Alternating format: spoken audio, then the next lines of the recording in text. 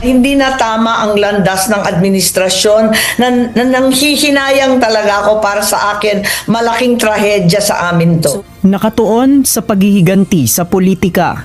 Ganyan ang pananaw ni Senator Amy Marcos sa kasalukuyang takbo ng administrasyon ng kanyang kapatid na si Pangulong Ferdinand Bongbong Marcos Jr. Ayon sa senadora, tila lihis na ang landas ng administrasyon dahil sa halip na solusyon sa kahirapan ang unahin, politika ang pinagtutuunan ng pansin. Kaugnay ito ng ginawang paghuli kay dating Pangulong Rodrigo Roa Duterte at mga naging reaksyon ng administrasyon sa investigasyon sa Senado na dinaluhan ng mga miyembro ng gabinete. Ayon kay Senator Amy, sa 3 taon na pamumuno ni PBBM, hindi anya natupad ang mga pangako sa mga proyektong pang-infrastruktura, agrikultura, murang pagkain at pagbibigay ng trabaho.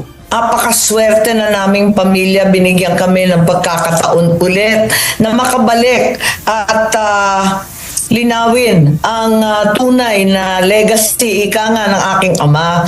Ngayon, parang nasasayangan ako dahil eto nga 3 taon na nauubos ang panahon sa politika, sa paghihigante, pakikiaway. Sa ngayon anya, hindi sila nakakapag-usap ni PBBM dahil umano sa mga taong nakapaligid dito sa Malacanang. Sa snake pit, kung sino lumalapit, kanya-kanyang agenda. Hindi naman masaya yung ganon na may humahadlang, na may humaharang, na hindi na kami nakakapag-usap ng maayos.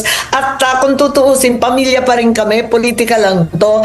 Sa press briefing ng Malacanang kanina, napag-usapan naman ang campaign advertisement na inilabas ni Senator Amy kagabi.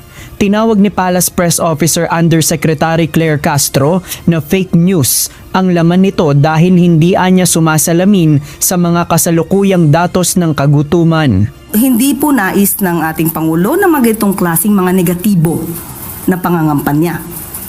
Lalong-lalo na po kung ito ay fake news. Ayon kay Senator Amy, si Vice President Sara Duterte ang pumili ng itim na kulay na tema na kanilang ginamit sa campaign video na inilabas kahapon. Siya ang nagsasabi na wala siya sa mood, na talagang itim at luksa ang pakiramdam ng nakararami katulad niya. Parang totoo nga naman, parang hindi naman angkop na magsayaw-sayaw, hindi naman tama na magmumotor. Wala na sa lugar sa panahong ito na napakahirap ng dinadanas ng ating mga mamamayan. Pag sinabi ba natin na itim ngayon ang kulay, mas madidescribe siguro natin nung nakaraang administrasyon na sobrang itim at ngayon ay papaliwanag sa panahon ng kasalukuyang administrasyon. Hindi man ganun pa kaputi, pero patungo na doon.